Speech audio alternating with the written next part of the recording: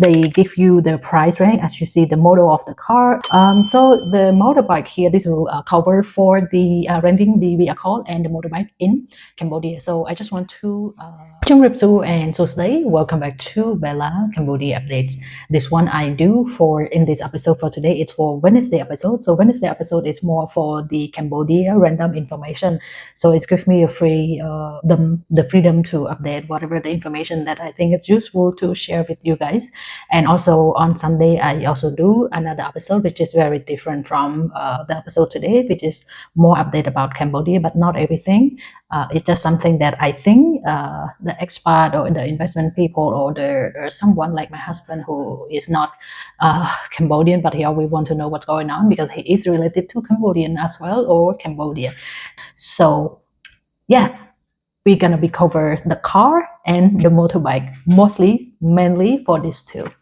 All right, so for the vehicle, before I make this video, I did found a couple car rental company and I did ask them how is the process and how much. So I'm gonna show you on the screen here, which is I'm looking on my phone to show you guys. For example, like for this company, so two company that I contact specifically for this one, but just to make sure this is not the company that they sponsor me. So like you can see for this one, they give you the price range as you see the model of the car and also the price for the day and for month. So like you can see, I would say this one, like a previous one's kind of like a hybrid, $400 per month, which is, I think it's reasonable. Before I think of renting the car in Cambodia is quite difficult because I never know that in Cambodia it's more like very developing. Even though the car you can rent in Cambodia, it's just something that I find out that is very impressed that you can get a lot of options when you are traveling to Cambodia. So for this one, $600, and again you can see the price by yourself, what kind of car, or if you are traveling with the family, you can just select whatever you want. And then also the one that I cycle here, because this one, like our trip personally, we might be using that one. And in a little bit I will tell you about the insurance, about the payment and everything what they need. So yeah, just give you a couple of seconds to see about the car before I go ahead to tell you more.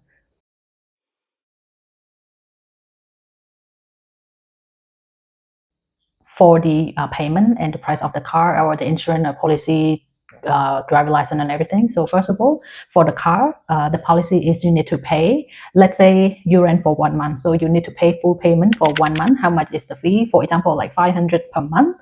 You need to pay 500 full payment plus 500 of the deposit. So the deposit is follow to the price of the car that you are renting. Let's say the car it's 1,000 per month. You need to pay the deposit 1,000. So that is the number two condition that you need to know. And the third one for the insurance. In Cambodia, it's not common to require every single car on the road need to buy the insurance because it's something that the local never do. But nowadays, you know, people in the city, they are trying to know what the use of the insurance. So if you are buying the insurance, that is optional. It's not something common that you need to buy like in US or in here when you are renting the car. So if you need the insurance for 1 month, it's around between 100 to 200. It depends on which insurance company. So don't just come to to blame me that you said 100 or 150, but I do buy the insurance personally. I pay this low price or this much price. So I just tell you the range between 100 to 200. And again, it depends on what kind of coverage that you will need from the insurance. That part you need to negotiate or ask the information directly from the insurance company, or when you are talking with your car company or the shop that you are dealing with. And another thing is if you don't buy the insurance, let's say you make the car damage on some part. So what you need to do is when you return the car back, and you need to pay for those repair fee. And also before you are taking the vehicle, you need to take all the area of the car and clarify with the person who gives you the car to make sure that you don't pay for somebody else damage. It's mean like maybe that car is already damaged before you before you rent, and that's why you need to do that. Because for us, I always do the photo plus the video around the car, and then it's also it's also for let's say kind of like some car is very expensive and some shop they are very shady, and yeah, so that is the information. All right, driver license. Do you need the driver license to drive in Cambodia? The answer short, it's yes. So when you are renting the car, there is a two-story. One, the company, they really don't need you to show them your international driver license, because as long as you rent the car, I'm good, something like that. But if the police pull you over and they will always ask for the valid driver license in Cambodia, it means that's not all the driver license, international driver license that can use in Cambodia. So make sure your driver license in the book of your international driver license should have Cambodia included in with that in the book, and also make sure that you should have those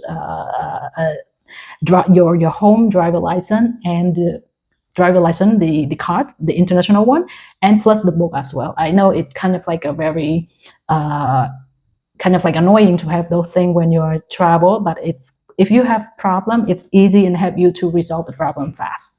So this is the last thing. So one of the company or the shop that I contact, I was asking them, is it possible to bring the car to the airport? So when you arrive, you just want the car right away. So if you want to do that, they also can do, but not all the company can do that. So this is just for your information only. About the deposit, normally if you are booking that car, because they don't have the trust and well-known website for you to book and for you to put your credit card in order to make the shop know that you are serious about renting their car. So what you can do is most of the time they will ask you to do the deposit between 100 to 150 or $50. That is the attention to let them know that you are serious to rent the car, which is fair. If I own the shop and then you just say, hey, I want to book a car on this day and this day, then I don't ask you for the deposit, and then you just feel like, okay, I don't need to show up, or I don't need to rent from that company, and that day I can have more choice, but I already booked, so I don't have any liability for me to show up because I don't have to pay for the deposit. So it's kind of like some kind of like, for you, if you are the real person want to rent the car, you might be want to deposit them for like maybe, I don't know, when they ask $50, 100 to me is a lot. So I just like, how about I just deposit $10 or $50? If they are the real shop, for sure they will agree. Even though if you don't do the deposit, they will agree with your booking. But unless you are the real serious customer for them, because you don't want to play with somebody's time. Another thing is, when some company asks you for deposit, it could be the scam company as well, or a shop. So that is the information that I was negotiating with them, saying that, hey, you know, I got a lot of scammer try to contact me to give me the service, and ask for a deposit. And I don't think I can give you the deposit, but I can guarantee you that I will be renting your car this date and this date. And if I change my mind, I tell you before, and if on that day I don't show up, I will send you the, kind of that, I don't call the deposit, but kind of like the time that they spend on us. That's what I usually do in Cambodia. Like one time I booked them wrong date, and then they come to pick me up, and then I said, okay, I confused the date, I'm so sorry. And then I just give them $15 for the, not showing up fee, something like that. So if you are the serious person and you don't want to lose your money, this is how you should do. I mean, that based on what I do only. All right, so I think about the car is a little long, but because of I want to give you as much as detail and the different scenario as possible. And now let's talk about the motorbike. So I have the price note here. So motorbike is pretty easy, but it's also kind of like give you the deposit different method from the car. So for the motorbike, which is from this rank, like you can see, I'm gonna show you in my phone here, which is I gonna put on the screen there. So the motorbike here, this is one of the shop that I've been contact this morning to get the information, like exact the information for you, because I don't want to get the information from AI and then sometimes AI, they give a lot of wrong information, and it sounds like pretty trustable information. So all the information that I get is clearly I already verified from the exact shop, but still kind of like not exact price, but you can know how much more or less from this. So this is the shop in Kampot or Kaip, where the beach area is. And then if you are there, you can go to that shop. So for the motorbike, they are starting from $6 per day to 10 or some even $15. It depends on the model of the motorbike and the new or not, whatever. And then for the renting requirement, you will need to have your passport, the ID, but mostly if you're a tourist or foreigner, they will need your passport.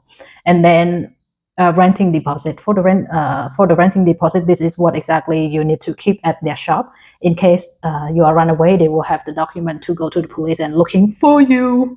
I mean, I hope you're not doing that. So yeah, so the another option that you can do, as I already checked with the shop, I said some people, they don't want to have their personal document to stay with the shop. What if it's raining? What if it's flood? Your document is kind of like damaged or whatever. Who's going to be responsible for that? Yes, so they will need you to do the deposit. It depends on the motorbike price, new or old or whatever. But if it's kind of like a regular one, they will ask you between $50 to $250 for the deposit. So they will just copy your document and then they will ask you where you stay. And sometimes they maybe want to verify with the hotel. Mostly they will not, but sometimes they will do.